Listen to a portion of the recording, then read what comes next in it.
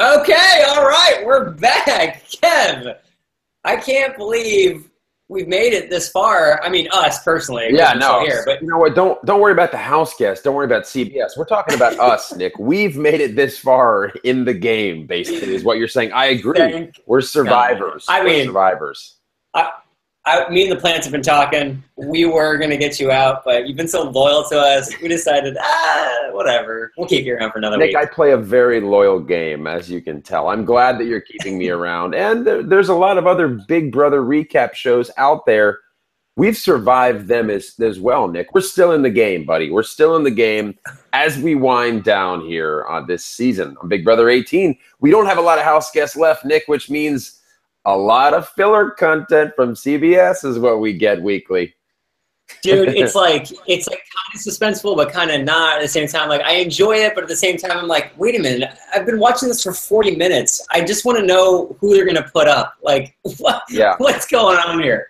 I couldn't tell how much of the show was MacGyver and them like showing clips from MacGyver and talking about MacGyver and how much was Big Brother. I felt like I was watching MacGyver with commercials for Big Brother is basically what I felt like was going on. Although, Nick, I will say, I did like that comp, though. That was a pretty clever, pretty cool comp they came up with. I'll give them credit for that.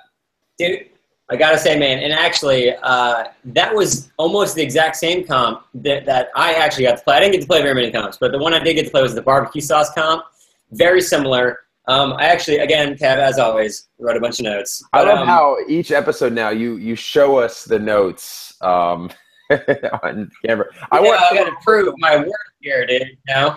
To screenshot that and just come back and make sure that you systematically are covering everything you're writing. I hope someone does that and sends it to me at Nick Uhas. Please, please do that. That'd be fantastic. But yeah, so this comp is super cool. We spent a lot of time watching it, that's for sure. Yes. Way too much time. Yeah, I think we actually watched in real time everybody do the comp. I think so too. And also, and we're jumping ahead here, but this is fine. So in my notes here, the small scooper, by the way, in every comp, this has ever been a thing, where there's a big tub and a small tub, and there's a big scooper and a small scooper. The chance to win the bigger scooper always loses. For all my Big Brother aficionados out there, if they're ever going to the game, remember this one bit of advice. The big scooper always loses. Yeah, I feel like that's like a band name or something like that, the Big Scooper. I feel, or like, some like, Midwest DJ name. Like, hey, good morning, the Big Scooper here, playing your top 20. It's an odd name for something, I guess, but it could be. If somebody out there wants to borrow it as their handle, they can. But yeah, Big Scooper. Kev, that is my DJ name. I am for Columbus, Ohio, 1985. That's my. Not only that, it's my Instagram name, but that's also it's not my Instagram name, but it was also my AIM name. Yeah, man. Another project that I almost have. We need to go out there, either for our listeners or us, and find out who is like at the Big Scooper. I guarantee they're on Instagram. They're probably there somewhere. Anyway, I don't know, Nick. We're all over the place here. 85. We need to focus in here. We're all over the place. We do. Can I start at the top of my notes here, Kev? Please do, yeah. Get us back on track, Nick, please. Perfect. Yeah. Okay, first of all, we have here is I wrote down Jaddily, LOL. This is like the first part that they started talking about the announcer. He actually said Jaddily. Hold on, Nick. He also said Jaddily, and he also said Nikori. So now they're coming up with showmance names for every one of their showmans, passing it off to their announcer who's reading them, delivering them to the audience. Dude, the note that I wrote down here, dude, was we were right. We were so right from the last episode. I called it. You called it. I called it. We called it. We nailed it. Hold on. You were a little bit more right than me. I think I was leaning a little bit more towards like this could be something. So I can't really take credit. I'll give you credit. You were saying this is not going to be something outside the house. That's actually why we were specifically so right, because our boy James basically says, without saying it outright, he's like, I love you. He's like, I got words that like describe my burning passion, but it's like a word, and like, what's a word? But he basically said like he loved her, and then she was kind of like, blah, blah, blah, blah, basically said nothing. And so look, I called it. She, not into it, not going to last. Him, maybe. Maybe he really felt those feelings. So we were exactly both right. Nick, and I will give you more credit. You look a little bit more credible today, and I think it's because you're holding the pen in your hand as you're talking, like some sort of news anchor usually does. So I think that's why. That's right. Oh, hold on. Mm-hmm. I don't think they do all this. Now I don't know. I think they do. Yeah. Yes. I did read a teleprompter today, for 6 hours. See, that's the move right there. That's the move. That's how you know. Or jot notes down, or you got to cross stuff off on your copy. So there you go. Why don't you do that while I share my thoughts on Jadali? Go on, Kev. Go on. And state your full name. Yes. Yeah, but I need to get a pen. Where is one? I got to see if I can find one. Yeah, you know what? I've been impressed by James the entire season. He's a pretty stand-up guy. He plays the game strong, but he's also, plays with a lot of heart. I think he's very popular. And it just, man, Natalie was she was a train wreck this past week. And then she threw him under the bus. And then she's saying she didn't throw him under the bus. She would never do that.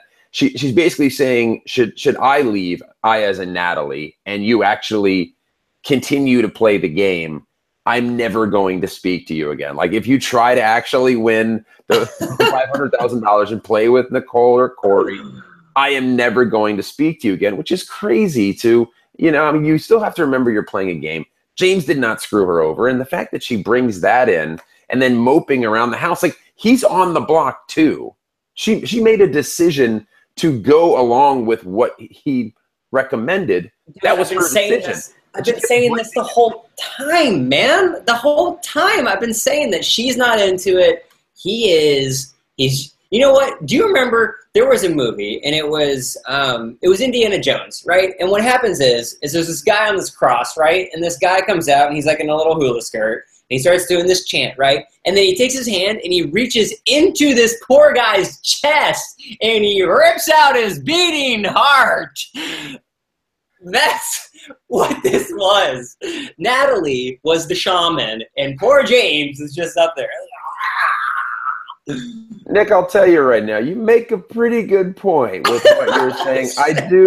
I do believe that he was saying Galima while he was ripping the dude's heart out.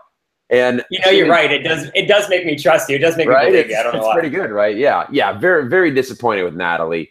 And how she handled that. James came out really well in the whole situation, and really disappointed with Natalie. I wrote this also down in the notes here. James is in the DR session. He's talking about this for the most part, but then he also says this, which they're kind of moving the story along. They kind of did their little emo session and moving along.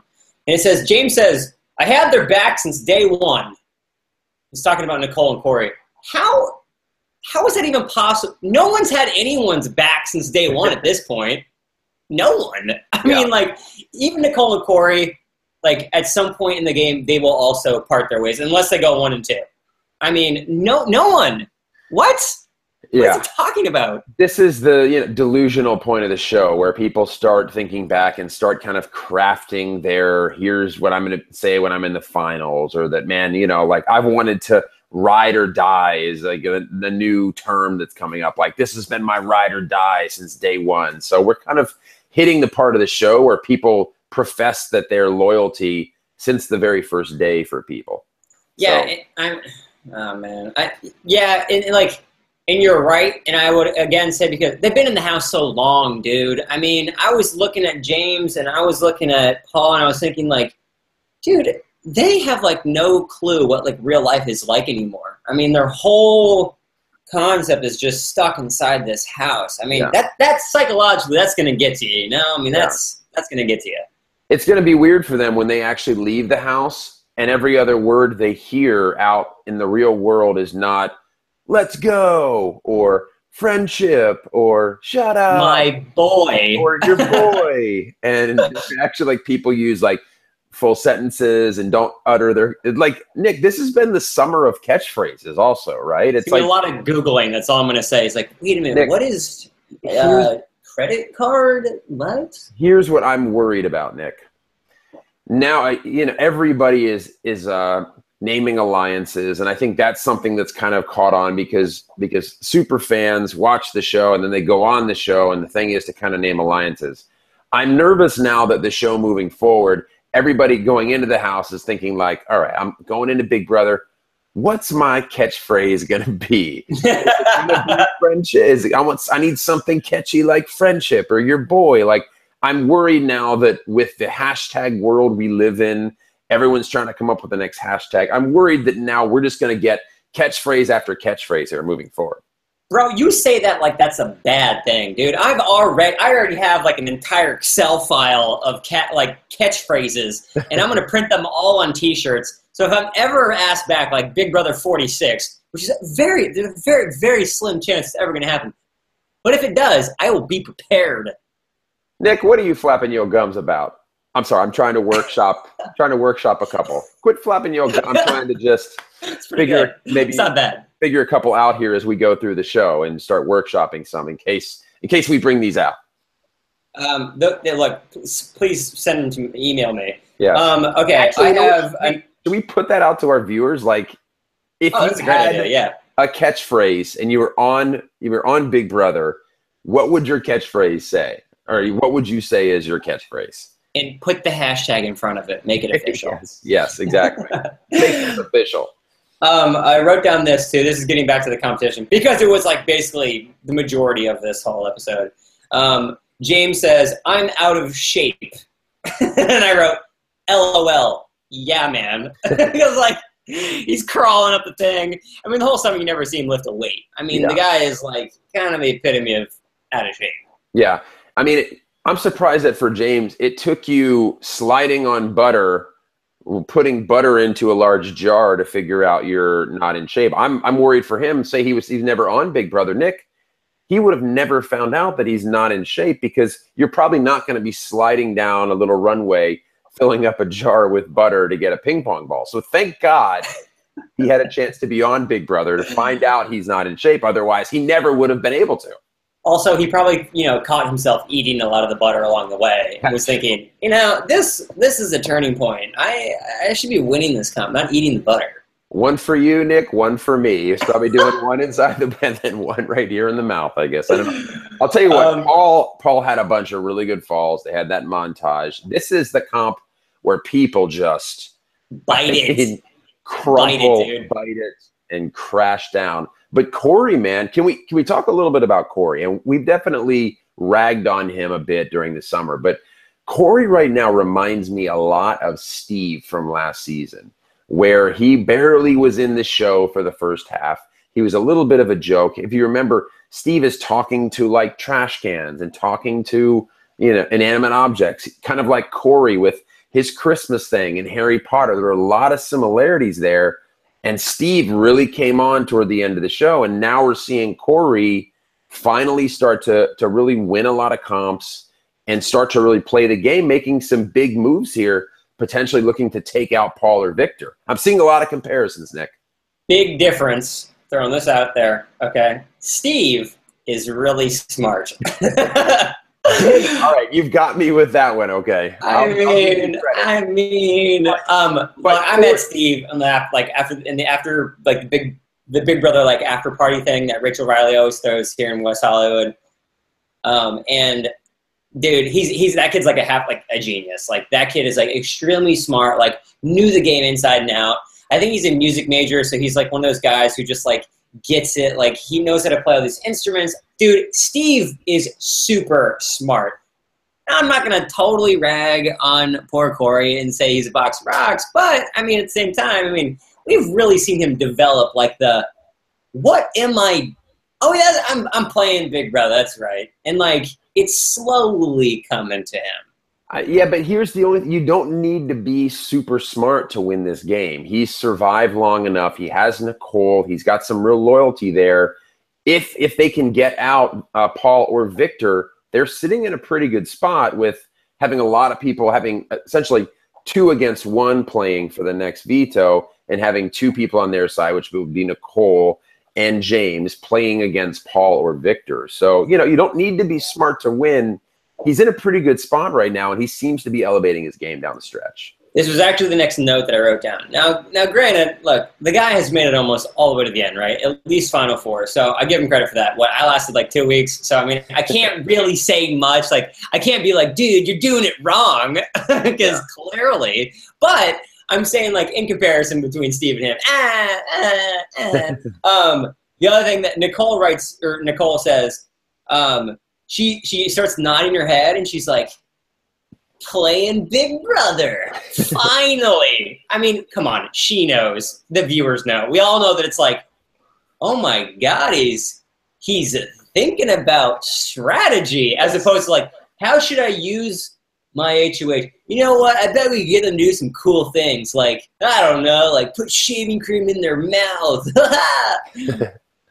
Yeah. Well, Nick, no one's going to accuse that guy of being the sharpest tool in the shed. That's for sure. But he's definitely elevating his game right now, and he's putting himself in a pretty good position and winning comps down the stretch. He was just incompetent early on in the show, and he's definitely stepping up.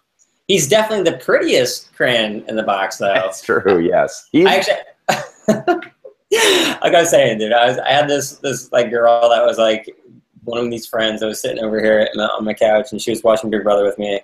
And she was like, that is the most attractive man I've ever seen in my entire life. And I was like, wow. Like, you're not even the first person to say that. Like, wow. I mean, I knew he was a good looking dude, but like, I've had people like stop the conversation and be like, look how good looking this man is. Corey is an attractive man, but what is going on with his neck beard? He loves to rock the neck beard, right? Have you seen that before where he's like, scruffy and then he's got like the not full neck beard, but clean it up, Corey. If you're this heartthrob, you're stopping traffic with your good looks. Nobody likes a neck beard. Come on. I mean, I've been known to grow a neck beard. Yeah, just the neck beard. You shave everything and leave the neck beard right down here. Yeah, that's he's inventing a new style. He doesn't even know it. Right, he's a trendsetter too, dude. He's a trendsetter. The other thing I wrote down here is Victor try for Nicole classic. So there was a classic like story of nothing, which is like Victor always trying to flirt with Nicole, right? Like it was kind of interesting that Big Brother even put this in here. I mean, think about that, dude. It's 4 dudes and 1 guy. Of course he's gonna flirt with Nicole. What else are you going to do? I mean, you're trapped in a house. There's 1 female. Yeah, you're probably going to flirt with her. Is there a chance? Probably not. Yeah. No, that's absolutely how I took that too, that they were just struggling for content. You know, like I would imagine that CBS probably edits together a couple packages like that. And on slow days, they just say, hey, give me the Victor flirting with Nicole package. I'm going to drop that into this episode. And, that was all it was. It didn't seem to be anything. It was a lot of hugs. And, I mean, there wasn't really much there where the Paul's like, oh, Victor, you don't have a shot. So, I wonder how much coaching they got on that. Nothing crazy. Speaking, again, of Nicole and Corey here, I didn't understand this. And this is kind of like a strategy move. Why would Nicole and Corey tell James ahead of time that he is not the target? See, I didn't think that made any sense because now they've like loaded him with this ammunition. James could walk straight over to the other side of the house and say like, hey, just so you know, like they're going to put you up. And that would put him in the perfect spot in the middle and he'd still walk like scot-free. So I thought it would have been a much better move had they said nothing. They put up Paul and Victor and just kind of just been like, oh yeah, by the way, you're safe. Then worked out the deal before the veto. Yeah. I mean, information's power there. So I can, I can hear what you're saying. I mean, I think based on their thinking, they wanted to lock James down before they did that. Because if they didn't talk to James, if they didn't give James a heads up and they end up putting Victor and Paul on the block, and maybe they potentially didn't know that James was working with them, well, now all 3 of them are mad. So I think they were trying to lock him down, make sure he was good, and then give him a little information to say, hey, we're telling you this to let you know from our end, because they have all the power, that he's good before they put them on the block. I think that was the rationale. I was saying, Nick, a couple weeks ago when Corey and Nicole decided to move forward with Paul and Victor, I've been saying for a couple weeks now that that's a mistake. And it seems like finally they are realizing that. And I think it's a very good strategic move to take your shot now, nominate both of them so one of them goes home, because there's obviously the chance if you nominate one of them trying to play safe that the other wins the veto, then takes that person off the block, and you've got to send James home, and then you're in trouble. I definitely agree with you. The one thing that was so painful to watch was when Paul came into the room, both Nicole and Corey looked so guilty. I mean, It just was like all over their face. I'm actually really surprised Paul didn't see that. I'm pretty sure that, like, for as astute as Paul is, I can't believe that he didn't think in his mind, okay, like, think about this logically. Why would they not put us both up? I mean, he's been really good this whole time. It's almost as if, like, he's projected so hard on what he wants, and, like, he's, like, really dying for that trust that he kind of just like, yeah, I'm good. Like, man, it would be so good to relax this week. Yeah, we're good. I think I became a victim of that too. I mean, like, when I was in the house, it's like, yeah, no, I'm fine. Like, I trust these guys. Like, I'm good. The one thing I learned from playing the game is, like, if it makes sense for other people and it doesn't make sense for you, that's probably what's going to happen. Yeah. I mean, no one cares about you. Yeah. You're going home. Nick, hand in the cookie jar. I was trying another catchphrase, but yeah, he kind of that's actually pretty good. That's not bad. Okay, maybe hand in the cookie jar. Write that one down. That's an option too. But yeah, I mean, you got to think Paul, with being as astute he is, and he's probably played, I think, overall the best game of the summer. You would think he would sense that a little bit, or at least he would think that, try to put himself in their shoes and think, man, this is a pretty good move here. So yeah, they were behaving super awkward. It was surprising that Paul left. It's like, okay, well, we're all set. We're good. It seemed like he should have been a little bit more proactive in thinking that there was a decent chance that it would happen. And as you said, it makes sense for their game. Absolutely. The one thing I liked about this episode was this, like, really weird horror montage thing with, like, Corey, like, right before. So weird. It was like Clockwork Orange type thing. Like, it was so weird. Man. He's, like, cleaning feverishly, and then it's, like, cut to picture, and it's like their ghost is talking to them. It was freaking weird, and I really liked it. Yeah, the editors have had a really good time with Corey here over the summer. I mean, there was that Harry Potter drop that was really great back a little while ago, and now, yes, there's this, like, horror montage with Corey. He's got this, like, zoning out face sometimes that I think just lends itself to just play some creepy music over top of it, and you can really set a very interesting mood. And then you can talk about MacGyver again, coming to CBS this fall. Are we sponsored by MacGyver? Is there going to be MacGyver stuff on our show too, Nick? I mean, I didn't want to tell you, but actually, MacGyver. I've got a paper clip. I've got a paper clip here. I have a rubber band and a pen. I want you to see if you can make it fly. I don't know. Hand in the cookie jar. Hashtag hand in the cookie jar. The plane's going down. Don't worry. I have this pen, this pad of paper, this bottle of water, and this cellular telephone. And we're totally good. And this parachute. Yeah. Oh, and this parachute. Yeah. You know what? I'm just going to use this. Yeah, I'm just going to Snapchat while I go down. Yeah. Corey says this: I'm here to play Big Brother, not Big Baby. I know. I'm not even sure. You know what? No one can take hashtag Big Baby because that makes zero sense. You can't even have that. Yeah, I know. And then there were just a bunch of, and then I think Corey also said that his mom didn't raise a bitch. Wasn't that what he said? When right at the end, I was like, damn. Wow. Okay. I mean, you're not necessarily a bitch if you just decide to do something different on the show. It's not like you're given two options of one's you being a bitch and one's not being a bitch. Like, you're just trying to win the show. Exactly the right thing. Mama didn't raise no bitch. Yeah.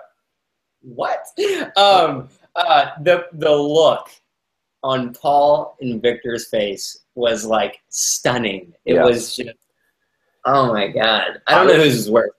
I'm excited. I'm excited for this upcoming episode, just to see the fallout of this, to see how Paul and Victor handle it. Because now, really, I mean, it's a bunch of people in a tiny enclosed space here, and you're sweating, and it's like everybody for themselves. Everybody's a target. So it's going to be really interesting to see if this plan with Nicole and Corey. I mean, it seems like Paul or Victor are going home unless maybe Paul pulls something out of a hat.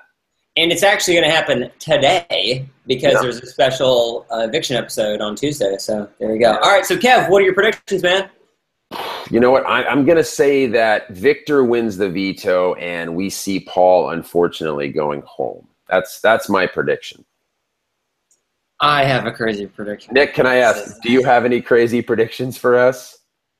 You know what? Maybe that should be my hashtag. Hashtag crazy prediction. Yes. I think it's pretty good.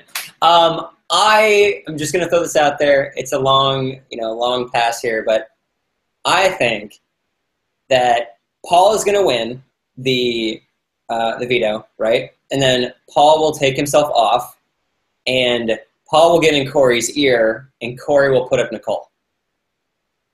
I mean, you're not even trying to throw something out that can even happen anymore. It's getting more and more ridiculous. I'm actually trying to find the thing that is the least plausible. I think that was it. Probably what's going to happen is Victor's probably going to go home. I mean, at this point, there's too many things that make too much sense. You would want to send Victor home. I can't imagine under any circumstance, unless he wins the veto, then it's going to be Paul. It's Paul or Victor. It's Victor first, Paul second. That's what's going to happen. It's tough, though, because I'd like to see Paul stay because I feel like he's worthy of being Final Four, Final Three, even potentially winning the show. I'd also like to see Victor stay because he potentially could win the show after being kicked out a couple times. So either way, unfortunately, this week, I think we're losing a good story and a good player. So that's unfortunate. I couldn't agree anymore, Kev. Kev, where can we find you? I'm at KevSoup on Twitter, and the website is kevsoup.com. As always, thank you all for watching. You guys can find me at Nick Uhas on Instagram and Twitter. And today is yesterday was not my birthday. I don't know what happened. I wrote this thing. I thought the picture looked really young. I'm 31, but I'm not 32 until March 30th. I have another YouTube channel. It's all about science and blowing stuff up and really fun stuff. That's the original channel. It's called Nicopedia. Kev and I will continue to do this show until the season's over, and then we're going to roll it into fall. It's going to be awesome. So if you haven't yet, hit that subscribe button, which is right there. And we will see you really soon.